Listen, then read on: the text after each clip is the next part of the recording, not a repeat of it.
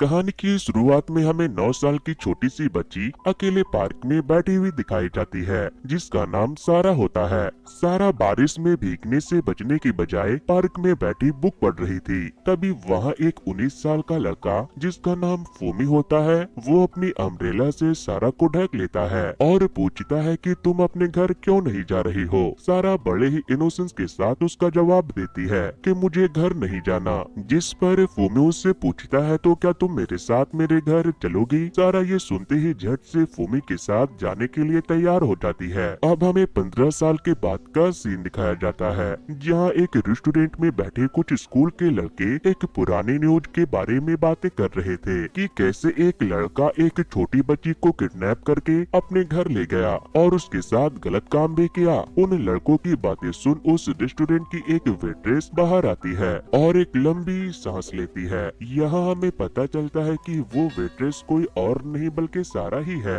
जो फूमी पर लगे उन इल्जामों को सुन पैनिक हो जाती है। जिसके बाद हमें फिर से पास्ट की सारा को दिखाया जाता है, जो कि फूमी के घर बड़े आराम से रह रही थी, मानो ये उसी का घर हो। फूमी और सारा दोनों को नॉवेल्स पढ़ना बहुत पसंद था और दोनों में बहुत जल्द दोस्ती भी हो गई थी। तभी एक दिन न्यूज आती है कि 9 साल की बच्ची कुछ दिनों से लापता है, जिसे सुनते ही सारा घबरा कर फूमी से पूछती है कि अगर पुलिस को पता चल गया कि मैं यहाँ हूँ तो वो मुझे तुमसे दूर कर देंगे और तुम्हें भी अरेस्ट कर लेंगे, जो मैं कभी नहीं चाहती। फूमी कहता है कि कोई बात नहीं, लेकिन मैं अपना सीक्रेट किसी को पता चलने नहीं देना चाहता। फूमी आखिर कौन सी सीक्रेट की बात कर रहा है, ये हमें आगे की कहानी में पता चलेगा। सारा उससे सीक्रेट पूछती है तो फूमी उसे इग्नोर करके कोई जवाब नहीं देता। सारा फूमी को बताती है कि मेरा भी एक सीक्रेट है जिसकी वजह से मैं अपने घर नहीं जाना चाहती। सारा आगे बताती है कि मेरे डैड की मौत हो चुकी है और मेरी मॉम अपनी बॉयफ्रेंड के साथ रहती है और मैं अपने अंकल आंटी के साथ। लेकिन उससे भी डरावनी बात ये है कि मेरी आंटी का 14 साल का बेटा मुझे फिजिकली हरास करता है और जब मैंने ये बात अपनी आंटी को बताई तो उन्होंने मुझे ही गलत बना दिया, इसीलिए मैं वापस उन लोगों के पास नहीं जाना चाहती।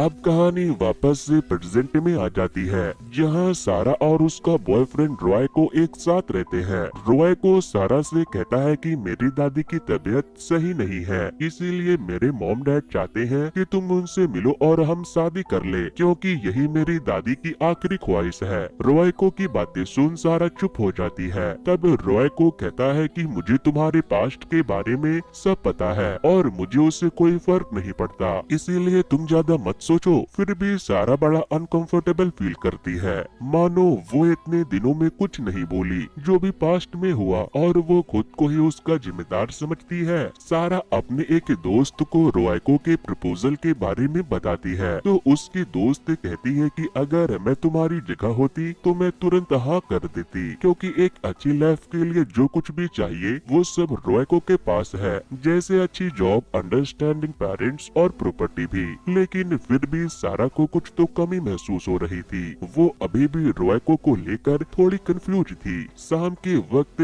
सारा के सभी कलीग एक न्यूज कॉफी शॉप में जाते हैं, जहाँ की ऑनर को देख सारा शॉक हो जाती है, क्योंकि उसने इतने सालों के बाद एक बार फिर फूमी को देखा था, क्योंकि वही तो कॉफी शॉप का ऑनर था। सारा उससे कुछ नहीं कह पाती, बल्कि वो उसे घूरे ही जा रही थी। अब सारा हर रोज काम से छूटने के बाद कॉफी शॉप पर जाती और घंटों तक बैठे बिना कुछ कहे कॉफी पीती और सिर्फ फूमी को देखती रहती। उधर सारा के देर घर आने की वजह पूछने पर सारा रॉयको को ओवर टाइम का झूठ बोलती थी और ऐसे ही कई दिन बीत गए। सारा के इस बिहेवियर से रॉयको को उस पर शक होने लगा था। फिर एक दिन सारा का मैनेजर उससे कहता है कि अपनी पर्सनल लाइफ को काम से मत जोड़ो, तुम्हारा बॉयफ्रेंड शॉप पर कॉल करके तुम्हें ओवर टाइम का पूछता है। हालांकि एम्प्लॉय पॉलिसी के बहाना कर हमने उससे कुछ नहीं बताया, फिर भी तुम्हें ध्यान रखने की जरूरत है। सारा फिर से फूमी के कॉफी शॉप पर बैठी दूर से फूमी को देख रही थी, जो अभी भी बुक पढ़ रहा था। तभी वह रॉय को आ जाता है और कहता है अगर तुम्हें कॉफी इतनी ही पसंद है कि तुम इसके लिए झूठ बोल रही हो तो हम कॉफी मशीन ले लेते हैं, जिससे तुम्हें यहाँ रोज आने से छुटकारा मिल जाएगा। फिर दोनों घर जाते हैं, जहाँ रॉय को सारा को फोर्स फोर्सफुली टच करता है, लेकिन सारा मना कर देती है, जिसकी वजह से रॉय को बहुत नाराज हो जाता है। नेक्स्ट डे सारा रॉय को के साथ उसकी फैमिली से मिलने जाती है, जहां वो सबको बहुत पसंद आती है। लेकिन रॉय को की बहन सारा को सबसे छुपकर वार्न करती है कि रॉय को अपने एक्स के साथ बहुत वायलेंट था, इसीलिए तुम्हें भी संभल कर रहना चाहिए। ऐसे ही कुछ दिन बीत जाते हैं। तभी एक दिन सारा नेट पर एक न्यूज पढ़ती है जो फूमी के पास्ट से रिलेटेड थी, यानी किसी ने फूमी की सारी इंफॉर्मेशन की फूमी एक किडनैपर और है। ये जानते ही सारा फूमी से मिलने जाती है, लेकिन रॉय को उसे रोकते हुए कहता है कैसे कोई लड़की अपने ही किडनैपर का भला सोच सकती है, आखिर बात क्या है। रॉय को की सारी बातें सुन सारा पूछती है कि तुम्हें कैसे पता कि फूमी कैसा दिखता है और कहाँ रहता है, मैंने तो तुम्हें ये सब कभी नहीं बताया। तब सारा समझ जाती है कि फूमी के बारे में अफवाह फैलाने वाला कोई और नहीं बल्कि रॉय को ही है। सारा रॉय को बहुत डांटती है और कहती है कि फूमी ने इतनी मुश्किलों से दोबारा अपनी लाइफ स्टार्ट की थी, लेकिन तुमने सब खत्म कर दिया। रॉय को सारा के मुंह से फूमी की बातें सुन खुद को रोक नहीं पाता और इतने दिनों से जो उसने अपनी सच्चाई छुपाई थी वो सामने आ जाती है। रॉय को बड़ी बेरहमी से सारा को मारना शुरू कर देता है और उसका है, लेकिन सारा एक भारी सामान उसके सर पर दे मारती है और वहाँ से फूमी के घर की तरफ भागने लगती है, जैसे कि एक फूमी ही हो जो उसे सेफ रख सकता हो। फूमी के घर के बाहर बैठकर सारा पास्ट का वो दिन याद करती है जब वो और फूमी एंजॉय करने बाहर गए थे। तभी वहाँ पुलिस आकर फूमी को अरेस्ट कर लेती है, सारा को किडनैप करने के जुर्म में। हालांकि सारा सबको चिल्ला चिल्ला कर बता रही थी कि इसमें फूमी की कोई गलती नहीं है, लेकिन सब सारा को बच्ची समझ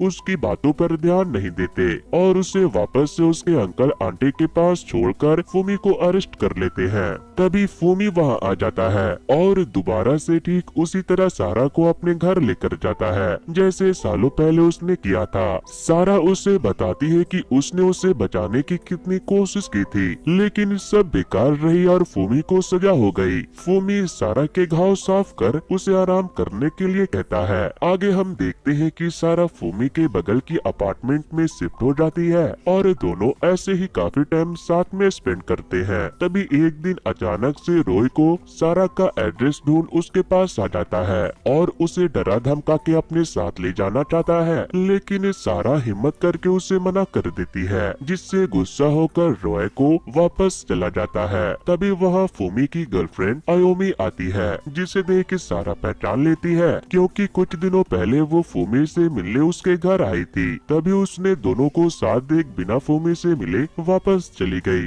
नेक्स्ट सीन में हम सारा को उसके एक दोस्त के साथ देखते हैं जो कि एक सिंगल मदर है और वो अक्सर डेट पर जाया करती ताकि वो एक लड़के से शादी कर अपने 10 साल की बेटी रिका को अपने डैड का प्यार दे सके। इसीलिए वो अपनी बेटी को सारा के पास छोड़कर डेट पर चली जाती है। अब सारा, रिका और फूमी तीनों एक साथ रहते हैं और खूब मस्ती करते हैं। काफी दिन बीत जाता है, लेकिन सारा की दोस्त वापस नहीं आती, जिसकी वजह से रिका को भी फीवर हो जाता है। सारा रिका का ध्यान रखने के लिए फूमी को कहकर अपने काम के लिए निकल जाती है। अब फूमी और रिका आपस में काफी बातें करते हैं। फूमी रिका से अपने दिल की कुछ बातें करता है जो वो किसी और से नहीं कर सकता और दोनों की अच्छी बॉन्डिंग हो जाती है। तभी एक दिन ये न्यूज सब जगह फैलने लगती है कि फूमी ने दोबारा से 10 साल की एक बच्ची को किडनैप कर लिया और सारा जिससे उसने पहले किडनैप किया था वो भी उसके साथ ही रह रही है। ये बात इतनी फैल जाती है कि किसी ने फूमी के बिल्डिंग में उसके बारे में गलत लिखकर पोस्टर लगवा दिया था, जिस वजह से फूमी को अपना कॉफी शॉप भी बंद करना पड़ता है। सारा का मैनेजर भी उसे फूमी का साथ छोड़ने के लिए कहता है तो सारा काम ही छोड़ देती है। साथ ही में कोई न्यूज रिपोर्टर सारा को इंटरव्यू के लिए भी फोर्स करता है। सारा को पता था कि ये सारी न्यूज रॉय को फैला रहा है, इसीलिए वो रॉय को से मिलने जाती है, जहां रॉय को अपना जॉब छोड़ सारा के चले जाने के गम में शराबी बन गया है और वो हर वक्त फूमी के पीछे पड़ा रहता है। रॉय को सारा को देख बड़े ही इमोशनल बातें करता है, लेकिन सारा पर उनका कोई असर नहीं होता। सारा रॉय को समझाती है कि वो फूमी को अकेला छोड़ अपनी लाइफ में आगे बढ़े और ये कहकर वो जाने लगती है। इतने में रॉय को घर से बाहर आकर सारा को दिखाते हुए खुद को ही चाकू मार लेता है। ये सब देख सारा घबरा जाती है और जल्दी से एम्बुलेंस को कॉल रॉय को बचाने की कोशिश करती है। जहाँ रॉय को हॉस्पिटल जाते जाते सारा से कहता है कि जाओ, आज के बाद मैं तुम्हें कभी परेशान नहीं करूँगा। वहीं दूसरी तरफ रिका और फूमी कैफे में बैठे बातें कर रहे थे। तभी वहाँ पुलिस आकर रिका को अपने साथ ले जाने लगते हैं, जिनसे डरकर रिका रोना शुरू कर देती है। फूमी भी उसका हाथ पकड़कर उसे रोकने की कोशिश करता है, लेकिन ऐसा नहीं हो पाता। पुलिस रिका को अपने साथ ले जाती है। फूमी खुद को ठीक उसी तरह बेबस और लाचार पाता है जैसा वो सालों पहले सारा के समय फील कर रहा था। फूमी के पास आयुमी आकर पूछती है कि ये जो न्यूज चल रही है क्या वो सब सच है? मैं तुम्हारे मुंह से सब सच सुनना चाहती हूँ। फूमी भी आयुमी से कह देता है कि हाँ, सब सच है, जिसे सुनने के बाद आयुमी अपने सारे रिश्ते नाते फूमी से तोड़कर हमेशा के लिए चली जाती है। दरअसल फूमी ने आयुमी से ये झूठ इसलिए कहा था क्योंकि वो जानता था कि वो कभी भी उसे वो खुशी नहीं दे सकता जिसे आयुमी डिजर्व करती है, और फूमी अपना सीक्रेट भी दुनिया से छुपाना चाहता था। फिर जब सारा वापस से फूमी के घर आती है तो उसे रिका के बारे में पता चलता है, तो वो फूमी से माफी मांगने लगती है कि एक बार पहले भी मैंने तुम्हारी लाइफ बर्बाद कर दी थी, जिसकी सजा तुम आज तक काट रहे हो, और दोबारा से तुम्हारी जिंदगी में आकर मैंने फिर से वही हिस्ट्री रिपीट कर दी। प्लीज तुम मुझे माफ कर दो, क्योंकि ये सब मैंने जानबूझकर नहीं किया। उस वक्त भी मैं तुम्हारे पास ही से फील करती थी और आज भी, लेकिन मैं ये जान चुकी थी कि अगर अब मैं तुम्हारे साथ रही तो तुम कभी भी अपनी लाइफ में आगे नहीं बढ़ पाओगे, इसीलिए मैं हमेशा के लिए यहाँ से जा रही हूँ और तुम अपना ख्याल रखना। इतना कहते ही जैसे ही सारा जाने के लिए मुड़ती है, अंधेरे कॉर्नर में बैठा फूमी खड़ा हो जाता है और सारा को रोकते हुए अपने कपड़े निकालने लगता है, जिसे देख के सारा बिल्कुल शॉक हो जाती है क्योंकि फूमी एक ट्रांसजेंडर था, यानी जो इतने सालों से उसके ऊपर इल्जाम लगे थे वो सब बेबुनियाद थे, क्योंकि वो चाहकर भी सही नहीं हो सकता। और यहाँ खुलासा होता है कि फूमी इतने सालों से किस राज को छुपाने के लिए सभी इल्जामों को बिना कुछ कहे मान रहा था। फूमी आगे बताता है कि जब मेरे मॉम डैड को मेरे बारे में पता चला तो उन्होंने मुझे घर से बाहर निकाल के एक अकेले रूम में बंद कर दिया ताकि किसी दूसरे को मेरे कमी के बारे में पता न चले।